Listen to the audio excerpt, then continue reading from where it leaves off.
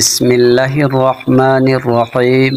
حضرت ابو ہریرہ رضی اللہ عنہ کہتے ہیں کہ ابو ذر رضی اللہ عنہ نے کہا، اللہ کے رسول، مال والے تو ثواب لے گئے، وہ نماز پڑھتے ہیں جس طرح ہم پڑھتے ہیں، روزہ رکھتے ہیں جس طرح ہم رکھتے ہیں، البتہ ان کے پاس ضرورت سے زیادہ مال ہے جو وہ صدقہ کرتے ہیں، اور ہمارے پاس مال نہیں ہے کہ ہم صدقہ کریں۔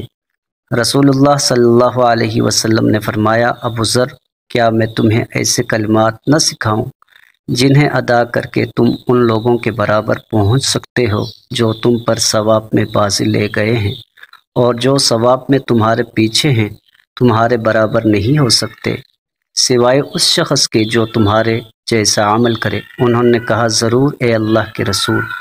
آپ صلی اللہ علیہ وسلم نے فرمایا، ہر نماز کے بعد 33 بار اللہ اکبر، 33 بار الحمدللہ، 33 بار سبحان اللہ کہا کرو، اور آخر میں لا الہ الا اللہ وحدہ لا شریک لہ لہ الملک ولہ الحمد وہو علی کل شیء قدیر پڑھا کرو۔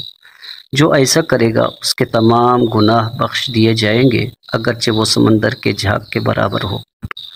5 بڑی بیماریوں سے حفاظت۔ سبحان اللہ العظیم وبحمدہ ولا حول ولا قوت الا باللہ۔ ترجمہ: پاک ہے اللہ کی ذات جو عظمت والی ہے، اور اسی کے لیے ساری تعریف ہے، اور گناہوں سے بچنے کی طاقت اور نیک کام کرنے کی قوت صرف اللہ ہی کی جانب سے ہے۔ فائدہ: فجر کی نماز کے بعد 3 مرتبہ یہ کلمات پڑھنے کی برکت سے اللہ تبارک و تعالی 5 بڑی بیماریوں یعنی جنون، جذام، اندھا پن، برص اور فالج سے حفاظت فرما دیتے ہیں۔